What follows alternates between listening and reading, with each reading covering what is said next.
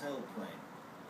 It then appears to have caught fire, and before that took hold, everyone got down these emergency slides. There it is to the left, actually, of the runway, covered now in that carpet of foam with these trucks that managed to get to it. But the engines detached as well, the wings buckled, and then the fire taking hold, burning the top half of that fuselage. So, just to reiterate, from police scanner reports, 290 passengers and 1 infant and 12 crew on board, all accounted for, according to the fire services. Although, Tom, we are getting some of these other reports suggesting perhaps some passengers needed treatment for burns, given these very, very high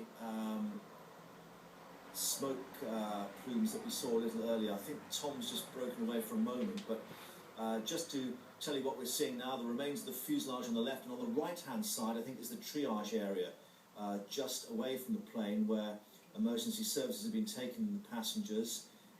Still no official word from the FAA on the passengers. We're just picking up these other reports from local media who are talking to the police and the fire services. So Federal Aviation officials saying it's an Asiana Airlines flight from Seoul, South Korea, a Boeing 777. It was supposed to land on runway 28, the left-hand side runway. The official from the FAA saying the sequence of events still unclear, but it appeared the plane landed and then crashed. But as you can see from the pictures that we saw there at the end of the runway, it appears that the back of the aircraft, the tail section, had a huge impact before it then came to a rest. So whether they lost some kind of hydraulic control or had problems with the flight surfaces, it's come in on a pretty steep descent, it seems, and hit the tailplane at the end of the runway. That foam's still being pumped into the aircraft to try and dampen down the heat.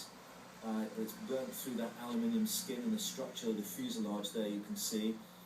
Some of the remains of the emergency slides still deployed, showing where people managed to get out with the well-rehearsed emergency procedures that the cabin crew put into effect.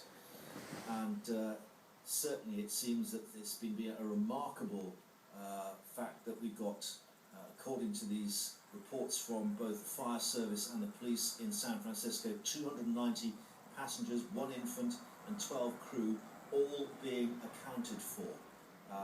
But as we say, some reports, maybe some people have suffered some burns or similar injuries. A triage area established away from the fuselage on the airport runway itself, but we've seen some of those passengers on the ground being taken to a bus to be moved to the terminal area, probably for further treatment, and quite clearly a bit of counselling, I should think, as well, given what the impact must have been when this plane came down. Indeed, some of the clips, the video clips on social media have shown the passengers actually jumping down these inflatable emergency slides, which would have saved their lives, it indicates, with the fire then taking hold so quickly.